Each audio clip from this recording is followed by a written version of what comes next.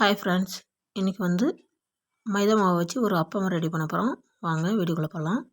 This video sponsor by mod shopping app. இது ஒரு online shopping app.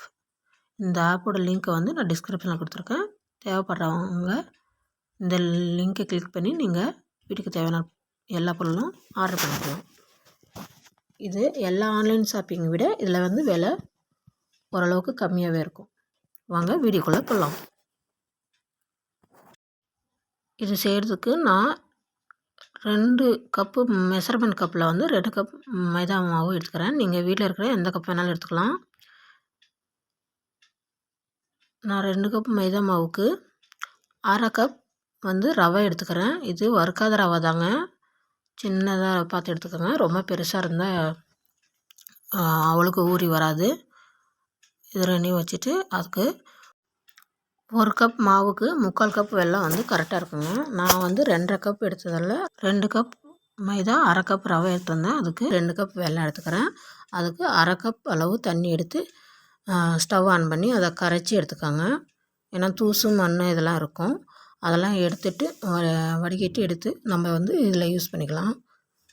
அது கரையிறதுக்குள்ளே நான் வந்து ஒரு 3 ஏலக்காய் எடுத்து நல்லா நசுக்கி எடுத்துக்கிறேங்க. இப்போ வந்து வெல்லமும் கரைஞ்சிடுச்சு. இப்போ வந்து இது ஒரு வடிகட்டி வச்சு வடிகட்டி எடுத்துக்கலாம்.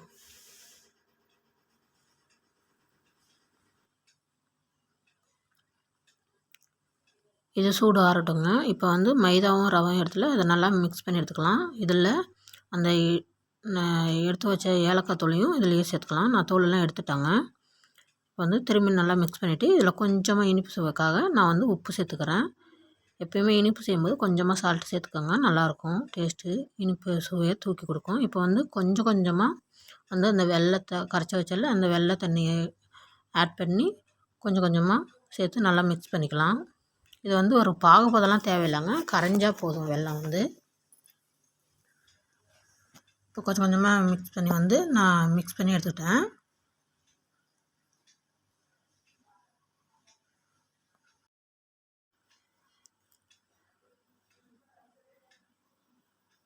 பாருங்கள், இந்த அளவுக்கு இருக்குது. ஆனால் இன்னும் கொஞ்சம் தண்ணியாக இருந்தால் தான் நல்லா நம்ம எண்ணெயில் வரும்போது கொஞ்சம் நல்லாயிருக்கும். அதனால் நான் வந்து பால் சேர்த்துக்கிறேன். நான் பால் இருந்தால் இன்னும் டேஸ்ட்டு நல்லாயிருக்குங்க. நீங்கள் பாலை கொஞ்சம் கொஞ்சமாக சேர்த்து ஒரு இட்லி மாவு பதத்துக்கு நீங்கள் எடுத்துக்கணுங்க. இப்போ வந்து நல்லா இதில் வந்து கொஞ்சமாக நான் பேக்கிங் சோடா மறந்துட்டேங்க. சரிங்க, இதில் கொஞ்சமாக ஒரு பிஞ்ச் அளவுக்கு பேக்கிங் சோடா போட்டுக்கோங்க. அப்போ தான் நல்லா உப்பி வரும். இப்போ நல்லா கொஞ்சம் எனக்கு பால் வந்து ஒரு 1/4 கப் அளவுக்கு கொஞ்சம் கம்மியாகவே தேவைப்பட்டுங்க. பாருங்கள், கொஞ்சம் எடுத்து வச்சுட்டேன். இப்போ நல்லா மிக்ஸ் பண்ணி இது ஒரு 10 நிமிஷம் இருக்கட்டுங்க. இப்போ 10 நிமிஷம் ஆயிடுச்சு. இப்போ வந்து நான் கடாயை வச்சு எண்ணெயை சூடு பண்ணிட்டேங்க. இப்போ எண்ணெய் சூடானதானு செக் பண்ணிக்கலாம். பாருங்கள், நல்லா ரவையும் நல்லா ஊறி வந்துருச்சு. கொஞ்சமாக எண்ணெயில் வந்து போட்டு பாருங்கள். இப்படி போட்ட உடனே மேலே எலும்பி வரணும். அதான் கரெக்டான பதம். இப்போ வந்து நான் அந்த சின்ன குழிக்கரண்டி எடுத்துக்கிறேன். அதில் வந்து கொஞ்சம் கொஞ்சமாக ஊற்றிக்கிறேங்க. இப்போ வந்து ஒட்டிக்குதுன்னு ஃபீல் பண்ண வேணாம். அது வந்து கொஞ்சம் வெந்த உடனே தனியாக பிரிஞ்சு வந்துடுங்க. நீங்கள் ஒன்று ஒன்றா போட்டு எடுக்கிற மாதிரி இருந்தால் எண்ணெய் கம்மியாக ஊற்றிக்கலாம். நான் வந்து கொஞ்சம் நிறையவே போடுறேன். அதனால் நிறைய எண்ணெய் ஊற்றி வச்சுருக்கேன். ஓகேங்களா? இப்போ வந்து கொஞ்சம் வெந்த உடனே திருப்பி போடுங்க. அப்போ கரெக்டாக இருக்கும். இல்லைன்னா பிரிஞ்சு தெரியாக வந்துடுங்க.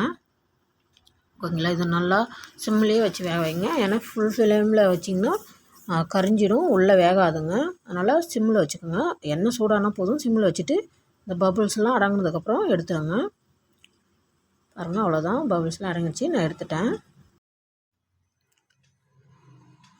இது போல் திரும்பி நான் வந்து மறுபடியும் மீதி இருக்கிற மாவை ஊற்றி நான் எடுத்துக்கிறேங்க.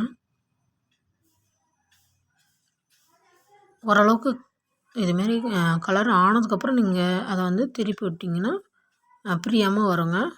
ஓகே, அவ்வளோதாங்க. இப்போ பாருங்கள், இது எப்படி இருக்குன்னு உங்களுக்கு காட்டுறாங்க. பாருங்கள், நல்லா பஞ்சு போல் இருக்குங்க. நல்லாயிருக்கும் சாப்பிட்றதுக்கும், கேக் மாதிரி. ஓகே ஃப்ரெண்ட்ஸ், தேங்க்யூ ஃபார் வாட்சிங்.